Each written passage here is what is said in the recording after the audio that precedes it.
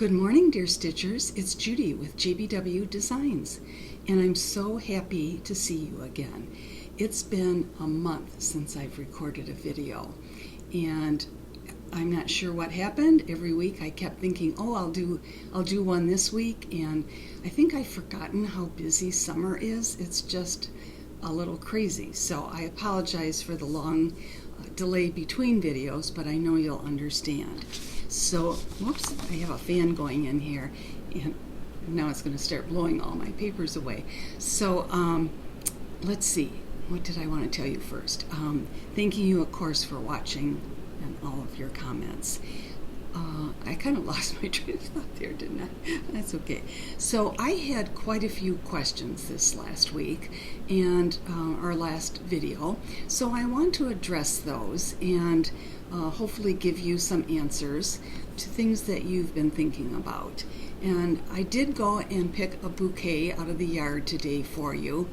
It's a beautiful bouquet, but the yard isn't actually looking as beautiful as it has in the past. I'm sorry to say that my pink and blue hydrangeas that go along the front of the house, there is not one bloom on those plants this year, and I'm not sure why. We'll have to figure it out. Last couple of years they've been gorgeous, but we do have white ones at the back of the yard along the fence, and I love the name. They're called Pinky Winkies. They start out as white, but they actually turn a very pretty pale shade of pink. So let's address the questions first. The first one I want to talk about is comic board. And somebody said that I often mention this because this is what I use when I do finishing. And somebody wrote to me and said she purchased some and she didn't think it was heavy enough. So I thought I would give you, first of all, I'll show you this. I've got a little glare on there. This is what I buy. Now this is the 8.5 by 11. I think they make 8 by 10 sheets too. And let me hold that up again so you can look at it. Now this I got from a comic book store here in town, but you can also order, I'm sure, let's see, this kind of board. It's a 24 point thick, and I think that's important to know because you want it to have some substance to it. And it is acid free, which is important in doing our finishing. So as you can see, it looks fairly thin, but the beauty of using comic board, and I'm going to address this more because we're going to talk about finishing and other topics, is that you can cut it with scissors. So that is hopefully an answer to that question. Then I had, let's see, I did have a few notes. I always love getting letters. Of course, you don't have to thank me for prizes I send, but it's always so much fun. This is from Lori, and she did this darling little flower. And let's see, this is from Peggy. She wrote a sweet note. This is from Laura of the Laura and Brenda fame. Look at her darling card that she picked out. So it's always fun to hear from people.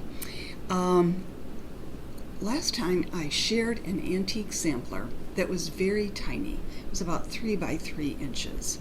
And I received a note from Susan, who actually lives in Oxford, which is very close, I'm discovering, to the school where this little girl stitched her sampler.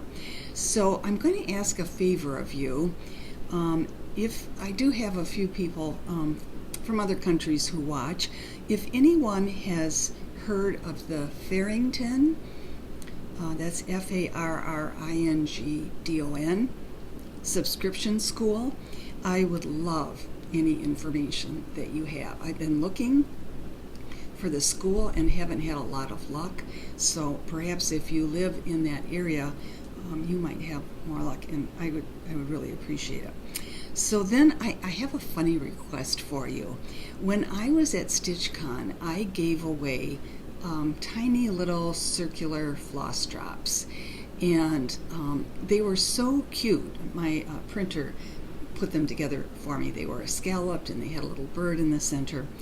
I do not have one of those floss drops left to my name. So I gave everybody at the StitchCon A, I think 6, if you have one that you could spare for me and send it back, I would just love it. And then I got a very interesting question last night, and I thought I will address this, and then I always answer the emails, of course, and your questions with the floss tube video. She asked if she was kind of cute. She said, "You are a Whitman, aren't you?" And I thought, okay, yes, I am, but I'm not part of the Whitman Candy Company, or we are not part. Of course, this is my husband's name, and so her question was, she wanted to know if I could reproduce the Whitman sampler box, and the answer is no, that is copyrighted. However, I didn't do any research. It's possible that someone has reproduced the look of that box, but I thought that was kind of a cute question. We are related to distantly, actually through my husband's grandfathers, to Walt Whitman. So that's our only claim to fame with the Whitman name. So I always like to show you several pictures that have come through in the last month from our viewers who are part of, actually some of these pictures were on Instagram, some were on Facebook, and some came through my Friends of JBW Designs Facebook group. And so it's always fun to see what people have done with my designs. I love to see the colors you've selected, how you finished it, etc.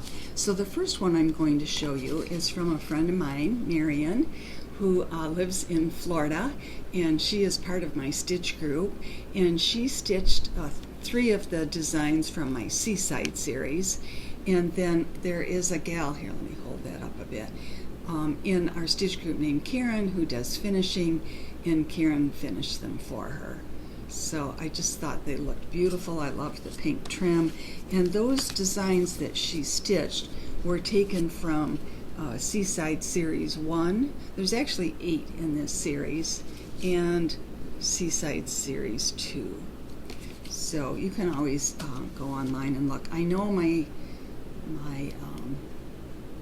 web page is so far behind in posting pictures of my designs and recent things, and that's something I want to address in a later topic. So this next one came from Cindy Stitches, and I think this might have come, I'm trying to remember why my picture is so small, but I'll show it to you anyhow. See if I can fold it a little bit here. So she finished, let's see if I can hold it up close, Dashing Through the Snow, and it's mounted in an easel finish, and I love the red fabric as the background and the red bow at the top. I thought everything about the finishing was just superb. So that's a nice inspiration for us, and this is the book that her design that she chose came from, which is Dashing Through the Snow. So that was a fun one. Thank you, Cindy. And then this one came from Dawn, and she participated in the Sherry from Colorado Cross Stitcher. In her, excuse me, she has a camp every summer, and she has kind of things that she says, take this design and do this with it. So Dawn took my design, and I'll show you in a minute what it is. It's actually the Christmas Motif sampler, and and the challenge was to change the colors in the original design. So she did the tree in red, and then she did the inner little wreath in the center of the tree in green. And her finishing is lovely. She finished it as a little ornament. So I thought that was fun for you to see. Really, I should have turned down my fan. It's probably going to blow everything away. So let's see. Let's grab things here. I'm trying to keep things from blowing away. So this was a fun one. This was from Sabine, and she did the rabbit alphabet in blue. And of course, blue is you can't tell today because I don't have blue on, or this room isn't blue, but she did the rabbit alphabet just beautifully. And I loved the fabric that she chose for the mat. I loved her frame, and this is what the book looks like. And I think I've mentioned this before. I've seen many versions of the rabbit alphabet stitched in, several colors or other color palettes. It's just really fun to see what people choose. Here's another fun one. So this is from Michelle, and her finishing is just gorgeous. So she chose, let me grab a quick drink of my tea here.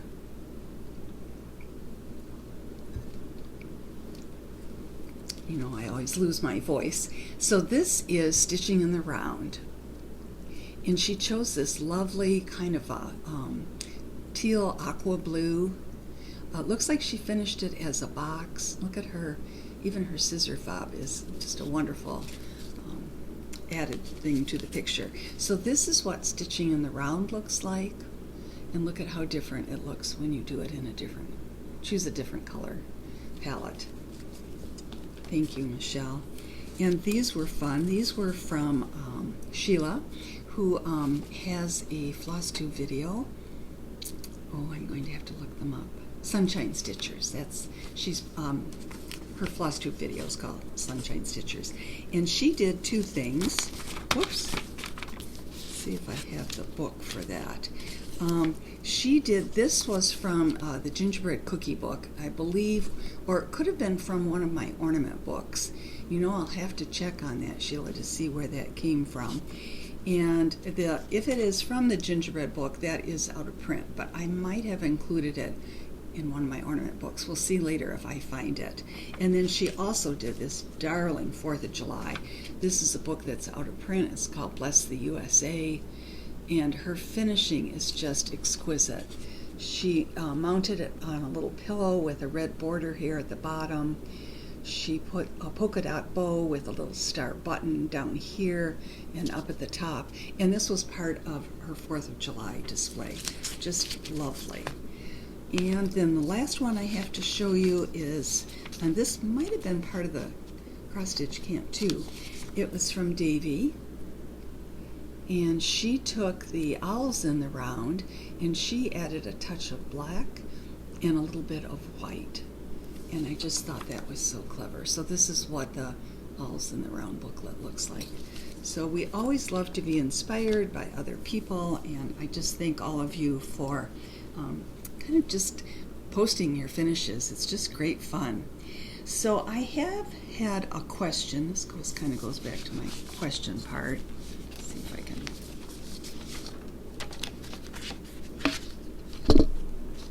Trying to keep my desk organized here.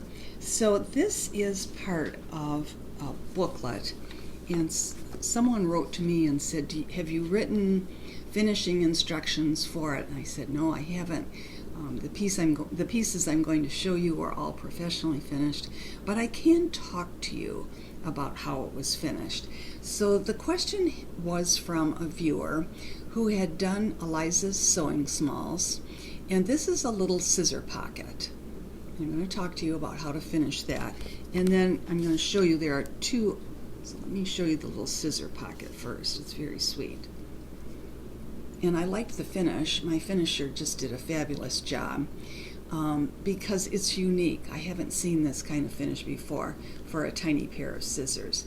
So you can see on the front that she has created a pocket, and the pocket isn't actually corner to corner. She made it a little deeper than that so the scissors, I'm sure, would not fall out. And then the back is just finished with fabric actually that I had sent to her that goes with the design. And then the other two pieces that are in that booklet are a tiny little pin cushion. Let me turn that a little bit. These pins are from Jersey Girl Pin Company, who does a fabulous job on creating pins, she and her daughter, so you'll have to go check out her website. And then also there's a little tiny scissor fob in that booklet. So let's just discuss kind of a walkthrough, because I'm going to do more of that. I have, my theme for today is actually Christmas in July, so I'm going to be showing you lots of ornaments.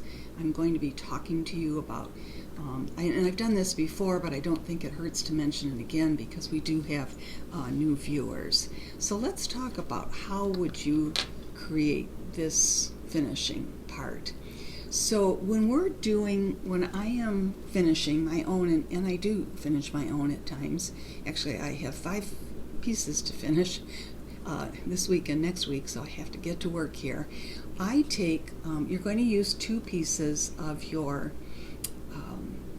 comic board, and you're going to measure the width of your piece, of course, and you're going to cut out a square, and you need 1 square of the comic board to cover with fabric for the backing. And then you need your second, I'm sorry, let me backtrack on this, because this is just actually 1 piece with this laid over it, and so I misspoke on this one. So it's 1 piece with the fabric on the back and also on the front, although you could do 2 pieces and hand sew them together. The main thing that you have to think about is taking your design and folding it across on this angle and then wrapping it around that piece of cardboard.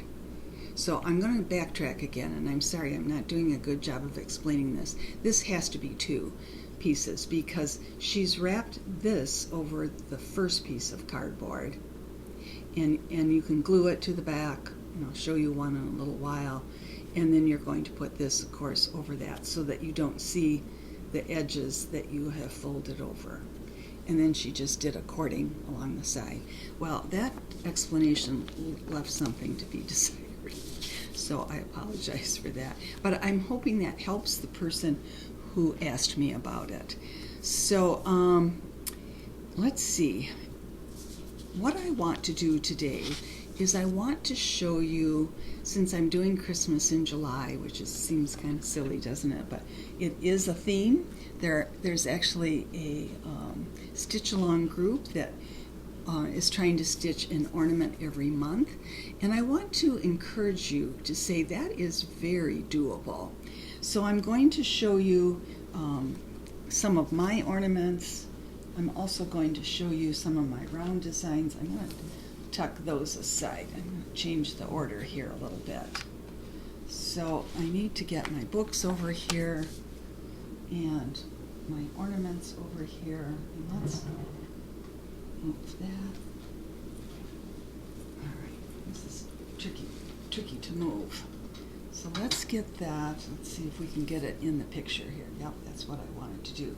So this just came back from a trunk show. Things are a little wonky on this, but all of the ornaments that I have stitched for this tree are from my 5 ornament collection booklets, and I've shown these to you before, but as I say, some people may not have heard about them.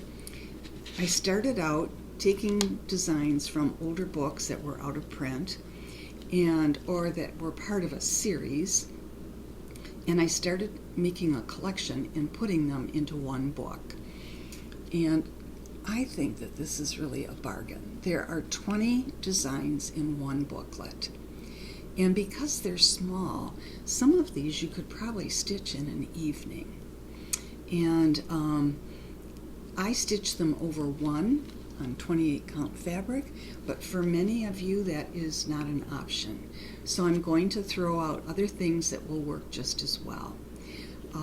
One of my friends stitches a lot of her over 1s on 25 count fabric, and of course that's a little easier to see. They turn out beautifully. I've also had people stitching on a 22 count fabric. So, and of course on 28 count fabric I give the sizes in each one. Let's open this up and look at one. Let's see here. I didn't in this one. Let's see if I did in the ones towards the end. Yes, okay, this is good. I can't show you, I can only show you part of the page. So I showed you if it's over 1 on 28, this particular design is going to be 2.3 inches wide and less than 1 inch high. And then if you do it on 32 over 2, it's only going to be 4 by 2. So you can see that's still a very doable ornament size. And you can always look at the stitch count, and of course you divide that by your fabric count. And so if you're working on 28, you're going to, over 2, you're going to divide it by 14, etc. And I'm sure most of you know that. So, so let me show you the other. So here's book number 2. They're all spiral bound. I do give finishing instructions in the back, but I'm going to kind of review those today. Here's ornament booklet number 3. Here's ornament booklet number 4. And they're all different shapes. We're going to talk about how to address that today. And then of course here's ornament booklet number 5. And the design that I was covering the chart for was this joy. And so, you know, 2 by 4 over 2 on 32 is a great size. So it would work as an ornament. So let's move on and talk about the ornaments and how are you going to finish them if they are not a square or a circle. So I have a number of, so because I have so many ornaments, not all of my ornaments from those books are on the tree. But let's address something that is, here's a good example, is not, as I say, a square or a circle. So my suggestion has always been to put it in your printer. I could even do a quick demonstration. Let's see, let me move over here. Let's see if I can move things out of the way. My printer is right here. So let's give this a try. So I put my design face down. Let's see if it worked. There we go, on the printer. And the reason I do that is that will give me a paper so that I can make a template out of for the ornament that is not, as I say, a typical size.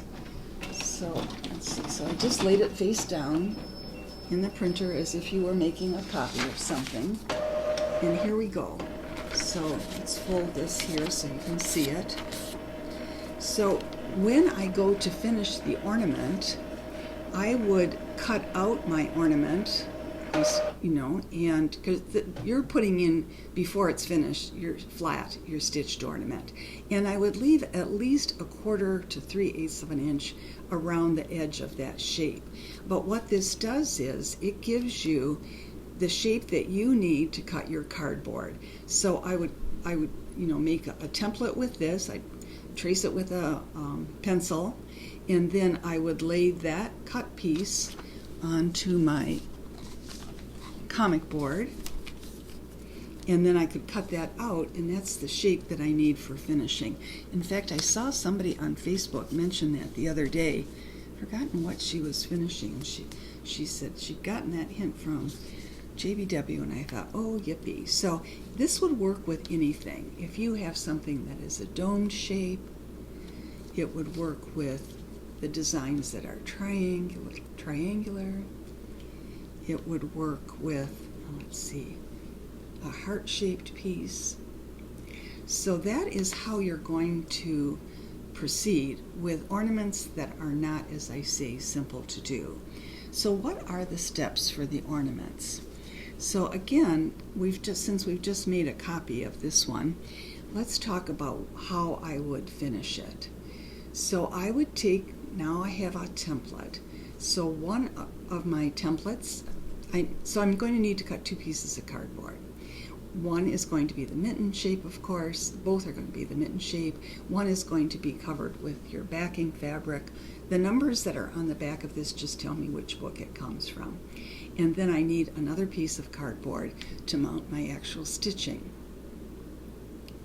And I don't usually put a batting with the backing fabric, although you could, but I do use some kind of a flat batting or a felt to kind of give this a little puffiness.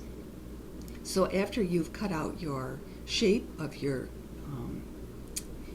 comic board. You're going to cut out also the shape of your batting, and then you're going to allow a good margin around this piece so that you can turn the edges to the back.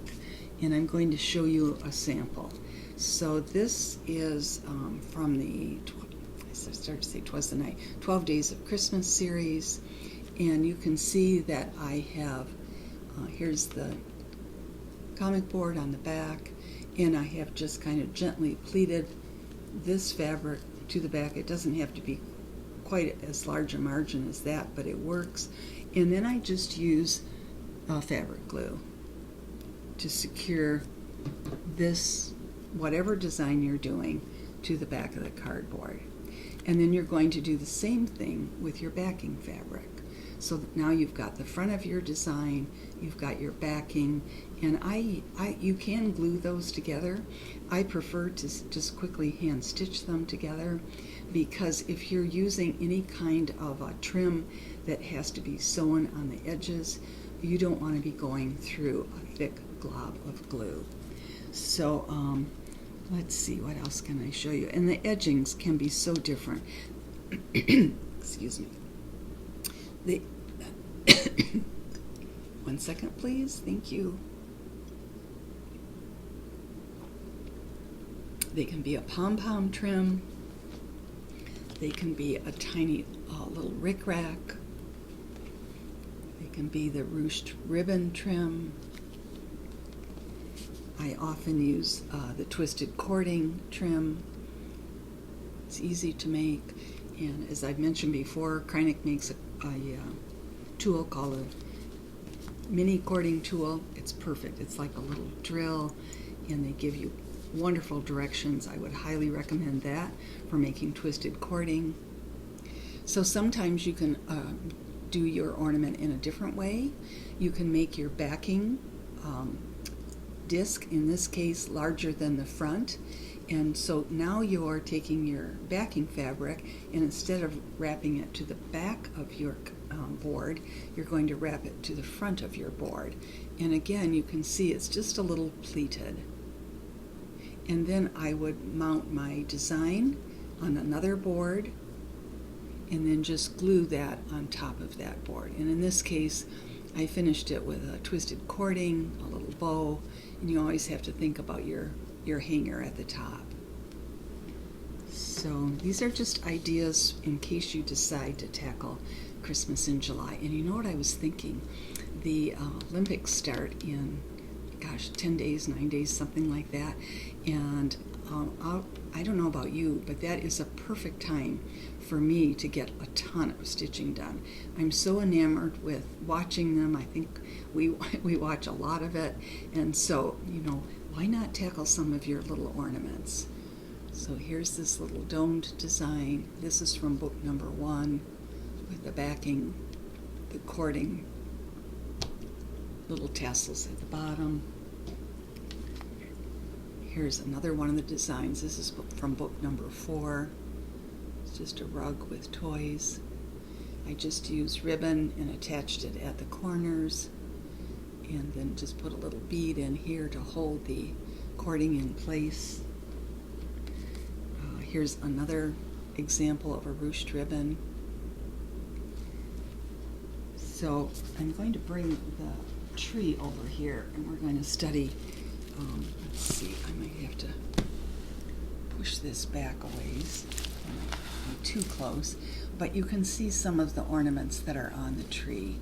So this is a little tiny tree that's in book 4. I think this is in one of the, that's in book 5. It's just a little stocking shape with a wreath in it. This is very Scandinavian looking. That is in book 1. This little heart is actually an alphabet that makes up the heart. That's in book 1. I've always loved this, the snow globe. Uh-oh, I forgot to write which book it's in. Let's look that up real quickly if I can find it. What book is the snow globe in? I might have to put that in the notes below. Oh, it's in book number 2. Aha, Rescued. So you can see it right see, right here. That's always been one of my favorites. I have a whole series of trees which I love doing. Here's a candle tree. Here's, I don't know if you can see it, a hearts. Here's another stocking. You can see I love hearts. Here's a tiny wreath. Here's a little snow hat. Turn this slowly. Another stocking. This is a little wreath that I put buttons on. Here is another ornament that's made up of trees. Oops. Things are still blowing. It's like being in a wind tunnel.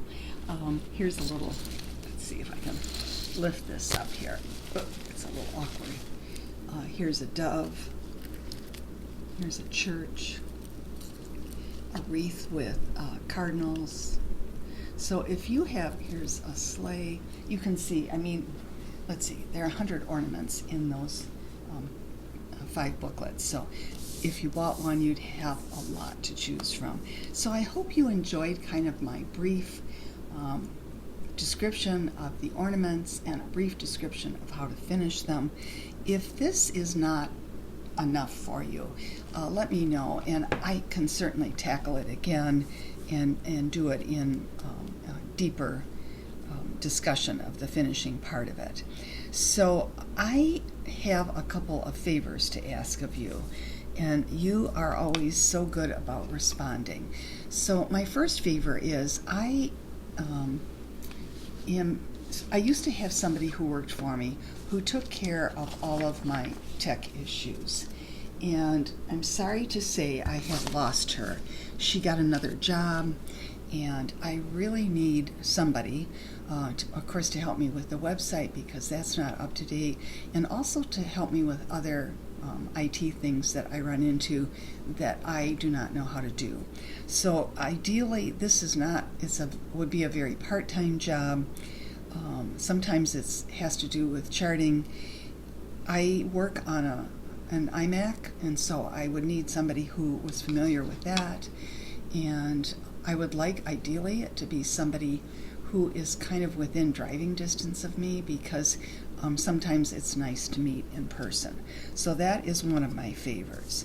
My second favor is I'm getting ready to finish some new ornaments, and I went to Hobby Lobby yesterday and I was looking for more of these round ornaments, which they've carried in the past. Now, believe it or not, they are getting out their Christmas stuff, and they just didn't happen to have these out. If anyone has a package of these, or even I need 2 more, if you wouldn't mind, I would love to buy them from you. So just let me know in the comments or send me an email. So those are my requests. So I have a shop of the week, but I'm going to tell you about, I've decided to add 2 other shops to this list, and I'll explain why. Let me tell you about the first store, and this is so exciting. This is a new store. It is in Salina, Kansas. It is called Rogue Stitching, and if any of you are familiar with Atomic Ranch fabrics, they are the dyers of Atomic Ranch, and I think their fabrics are just wonderful. So their address, as you can see, is 1905 South Ohio, 67401. Their email is info@roguestitching.com, and Mike is the owner. And I see again that I have not done a good job with the phone number. All right, let me see if I can correct this. Just 1 second here. It's a good thing it's close by, right? All right, oops, it's not in this one. It's in this file. All right, let's see if I can look this up quickly. Sorry about that. All right. It is 7. I see what I've done. All right, let's fix this. Their number is 78. I need to prove my typing better, don't I? Their number is, let me double check. I don't want to get this wrong. Okay, now I've got it. Sorry about that. So their number is 785-833-6085. And I was so excited to hear that they had a shop in Kansas, because there was a shop in Wichita that's closed in the last year. There's another one in Minnesota that just closed. So having a new store is fabulous. And he mentioned that they are also looking into opening a store in Louisville. So that is great news.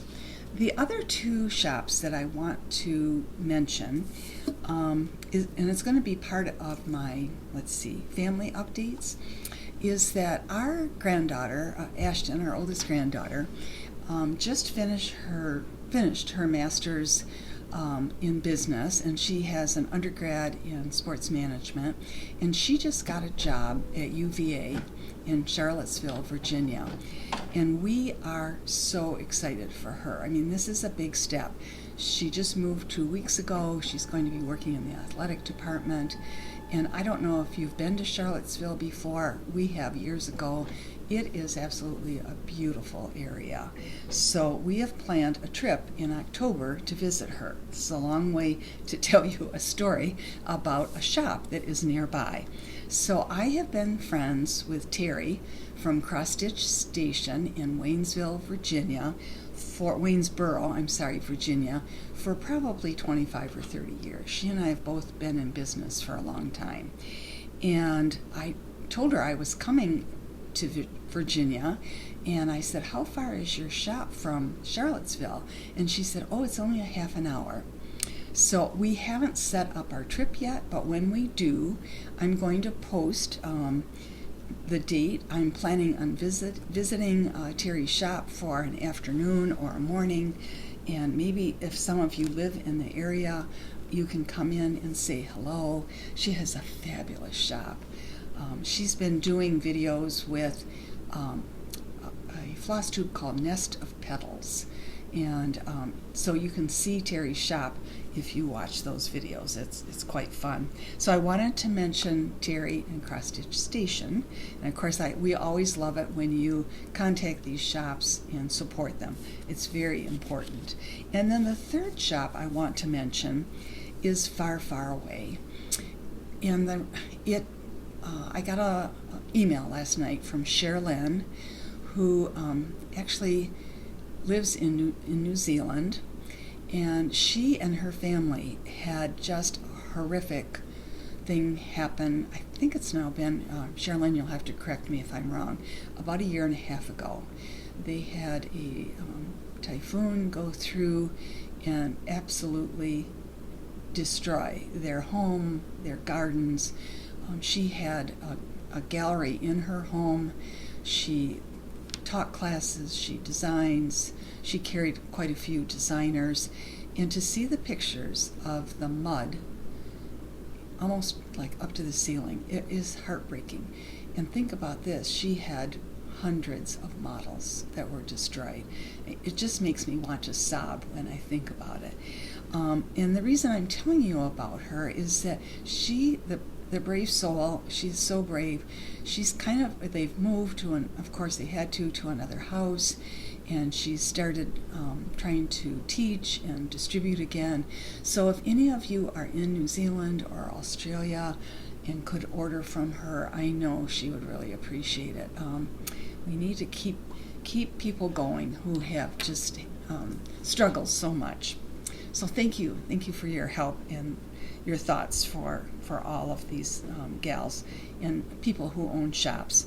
So now I have three prize winners from my last video. I go through and look at all the comments. The random number generator chooses the numbers. So I'm going to read their names, and if you hear your name announced, you can just choose any of the booklets that I've shown today. I've got a couple more quick ones to show you, and I will send it to you. So Carol Fawcett, Fawcett, is the first winner. Autumn Jewel is our second winner, and Carol Siegel, Siegle 3, is our third winner. So I'm glad to announce your names. Now, this is the last part that I wanted to show you. And this has to do with my round designs. And I just pulled 3 of them to show you, again, finishing hints. And these are all Christmas round designs. Excuse me. So this is Christmas in the Round. I don't think Hobby Lobby has these yet. I think they've had a variety, very similar designs to this in white and red. Might have even been green. I love it. I actually had it in another, like a composite, and it broke in transit to a trunk show, so I was able to find a wooden one, which is great. So it's mounted as I mount all of my designs on a piece of comic board with a little batting underneath and the twisted cording, and then because you can see the back of it, I did put a lining on the back of it. So this is Christmas in the Round, and I've seen this done as I did here in reds and greens. You could do red and green. I think that would be fun to do. So that's one of the Christmas rounds I wanted to show you. Here is a second one, and this is so interesting because I've seen such wonderful variations. This is Alphabet in the Round, and originally I stitched it in, actually it's in 2 colors. It's in a red and a very pale pink, and I mounted it on one of those wooden boxes that I've shown you before, but then I decided it would be darling. Let's see, well, of course I also did it in pink, and then of course I had to do it in Christmas colors. So I'm going to show you what it looks like in the booklet. So there is a picture of it in the booklet that shows it finished as a ornament. And in this case, I did use 2 colors. I used red for all the letters and green for all the background that's in the design. And I just think it turned out so well. This is actually still available at Hobby Lobby. I saw them yesterday. It's a little wooden wreath. It comes unpainted, and you can spray paint it and do your finishing on that with any of your round Christmas designs, actually. So that's the second one. And then the third round Christmas design, which is actually fairly old, but you know, sometimes I just think it's interesting. The shop owners actually tend to buy only what is new, and I can understand that. Their customers are coming in and saying what's new. But a lot of times I'm finding that stitchers, especially when I do trade shows, etc., that are open to the public, people come in and they don't care if the design is 10 years old or brand new. They're looking for a design that they absolutely love. So this is called, it's still available, French Country Wreath. And I did all kinds of, you know, tiny little motifs. This is over 1, but of course you could do it over 2. And this is mounted again with 2 boards, one for the front piece and then one for the backing, which is pleated and glued to the front of the board. And that pattern looks like this. So this is the over 2 design up here, and here's the over 1. So those designs and booklets are still available. So that's kind of the end of my Christmas in July. I know it seems strange, but a lot of people love that. They like to get going. People say to me all the time, I can't believe how quickly this year is going by, and that's true. So let me finish here. Why have I not been making videos? We have just been like one event after the other. My daughter gave my son-in-law a huge birthday party, and so we had out-of-town guests staying for that. My husband had a high school reunion. 4th of July came, and we all went to our daughter's house because she lives on the lake. With the whole family was there, even the baby. Oh, I have to show you an update of little baby. Oh my goodness. This is Vea. That's in her 4th of July outfit. She's 6 months old now, almost 7 months actually. And the other thing I've been doing, and I'm on such a timeline for this, is the designs for our August wholesale trade show. And it's an online show. If you're a designer, you have to have a timeline. So I need to have my models finished by the end of this month. I still have 1 more to stitch. I still have, as I say, 5 more to finish. The rest are done, thankfully, but then I need to contact the graphic artist that does the layout of the books, and once that is done, they have to go to the printer. So there's a long time lag between getting the design charted, stitched, finished, and then getting it published. So you can see I'm on a little bit of a, crunch here, I would say. So how to contact me. Judy at JBW Designs is my email address. I have a friends page, Friends of JBW Designs on Facebook, and you're welcome to join. I often post on Instagram, and it's judy.whitman. I'll list all of this below in the notes, and I'll list my address, and I have a website, as I say, jbwdesigns.com, and some of my older patterns are available on that website. So my last note, I know I'm going long here, is my quotation of the week. And my quotation this week is, "There is a calmness to a life lived in gratitude, a quiet joy." And I love that. I have a little book of gratitude quotes, and I love using them because I am so grateful for all of you who take the time to watch. You have so many choices. Who take the time to comment and to write. I just so appreciate you all. So I'll see you hopefully not in a month, but sooner than that. And thanks so much. Bye-bye.